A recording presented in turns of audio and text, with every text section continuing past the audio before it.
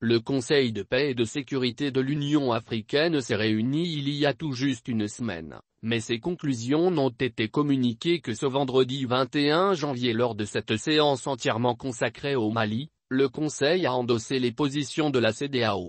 L'Union africaine soutient donc les sanctions et appelle surtout les autorités maliennes à une prolongation courte de 16 mois maximum.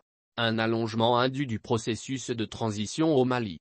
Pour l'Union africaine, le calendrier proposé par les autorités maliennes, une prolongation de 5, puis de 4 ans, de la période de transition, est considéré comme inconstitutionnel, inadmissible, inapproprié et constitue une grave obstruction au processus démocratique dans le pays. La condamnation ne saurait être plus ferme. L'Union africaine plaide pour un retour rapide à l'ordre constitutionnel et démocratique dirigé par des civils et soutient pour cela la proposition de médiation formulée par l'Algérie.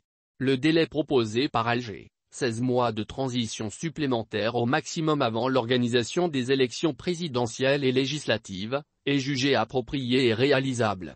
Une prise de position qui, après la proposition des autorités maliennes de transition, donne la mesure des ambitions de chacun. La CEDEAO ne s'est quant à elle jamais prononcée officiellement sur le délai qu'elle jugerait acceptable. Alors que les autorités de transition se réjouissent de leur récent succès militaire, l'Union africaine déplore la détérioration de la situation sécuritaire et l'absence d'autorité de l'État dans le centre du Mali. L'UA condamne enfin la poursuite de l'emprisonnement de personnalités politiques et d'anciens dirigeants maliens par les autorités de transition, qu'elle qualifie d'illégales, et exige leur libération.